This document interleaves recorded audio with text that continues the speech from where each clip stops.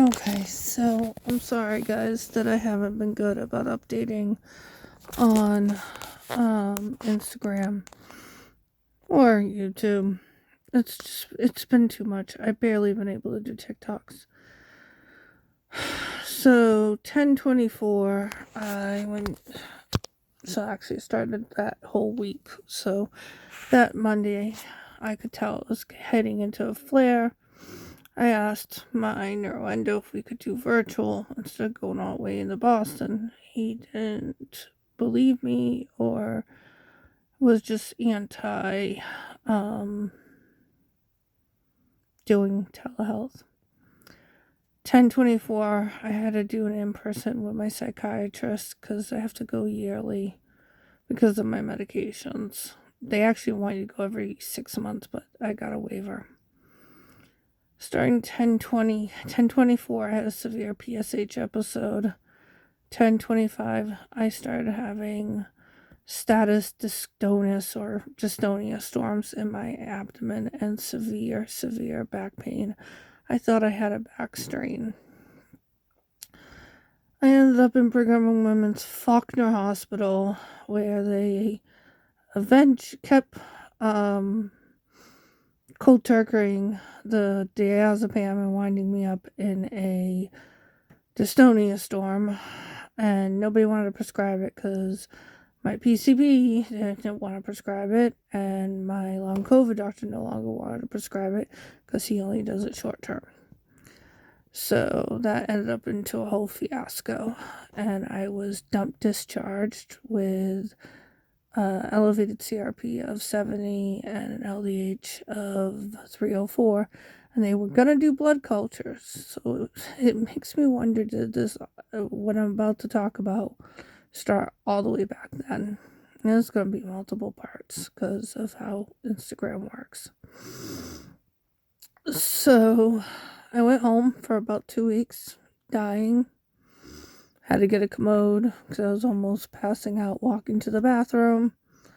Getting worse until I couldn't sit up. I couldn't do anything but lay on my right side. Still, my right side is the best. And I ended up in Lawrence General on 11/24 with status dystonia again of the abdomen that responded to the dystonia protocol, and then bacteremia, and then osteomyelitis, T10, T11, discitis, and phlegmon. Well, they thought an abscess, an epidural abscess, compressing my spinal cord. First ID was just obsessed with taking my port, just absolutely obsessed. And even though my bacteremia only lasts 24 hours, even with an untreated port, so I really don't know that the port was the source of our infection. There's multiple others, and one has not been checked out, which is, did I have any biliary leakage or something that we don't know about? So 11/24, I was admitted to Lawrence General. I literally couldn't move. I was a blow-up transfer. It was really hard on my ME/CFS because they didn't getting help was very difficult. Very short staff. Not their faults, but still very short staff. Pretty sure, actually it is where I know at least the elbow pressure injury, friction shear and injury started, was there. Then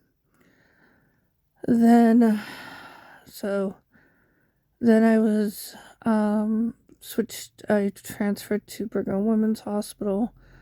First the Shapiro building, which is beautiful, but cardiology was awful with my autonomic meds. It was like vasovagal syncope just getting up to the commode. It was so bad. I didn't have any of my PRNs.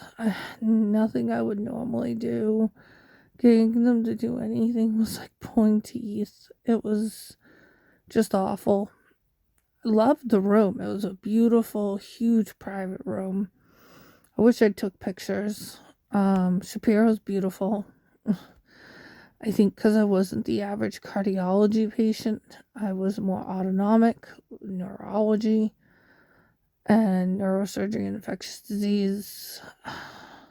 What's funny is the doctor was great. It was the PA. It's always the PAs or the NPs in the hospital. I hate to say it.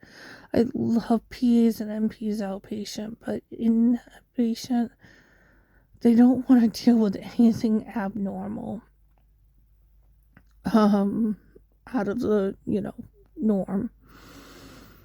At least my experience. Even though I did have that wonderful one at Faulkner.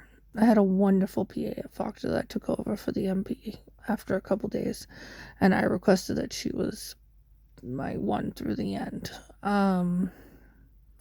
She then was also the one that ordered the blood cultures on accident but I also assumed it was a Yao syndrome flare too, to be honest.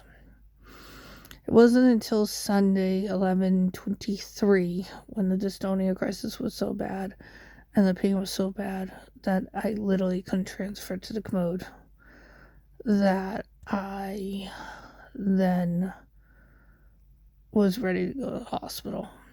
So 12/25 transferred the Shapiro. I want to say by Monday, I was transferred to a med-surg floor. Had a really nice roommate. I am trying to get it that I can get a private room, both because of the MECFS and because of immune compromise.